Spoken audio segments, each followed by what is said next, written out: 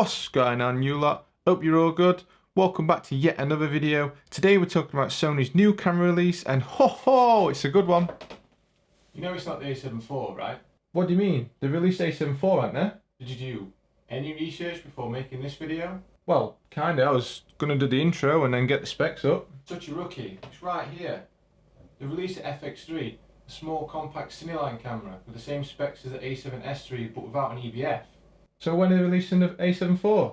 That's the camera I'm really excited about. I don't know. You're on your own. Do your best to recover this video.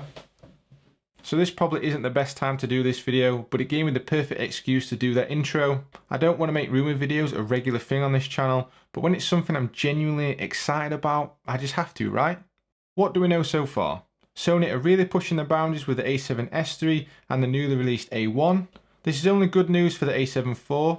It should mean the a7 IV follows in their footsteps and completely dominates the hybrid camera market, just like the a7 III did when it was released about 4 years ago. We'll jump into the rumour specs in a second. I just want to give my opinion on what it would take a happy a7 III owner to upgrade to an a7 IV.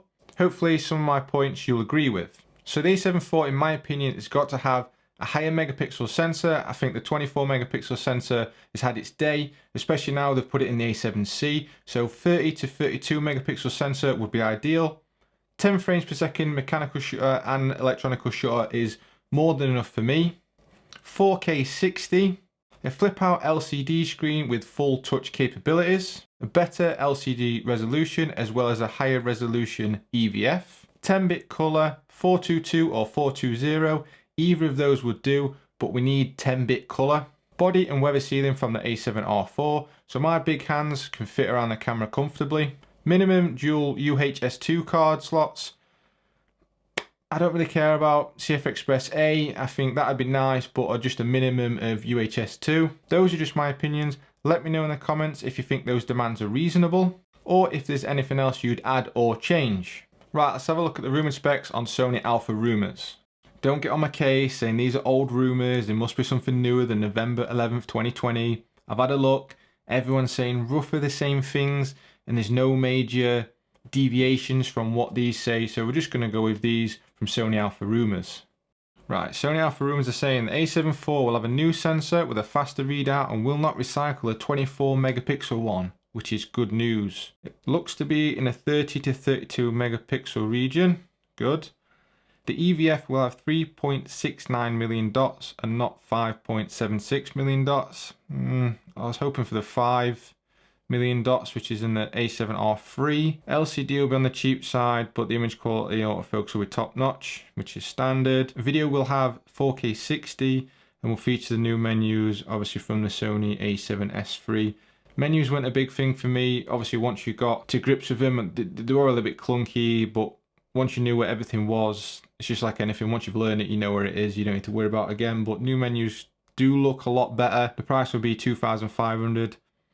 Okay, a bump in price is to be expected with the addition of a few things like the bigger sensor, 4K 60.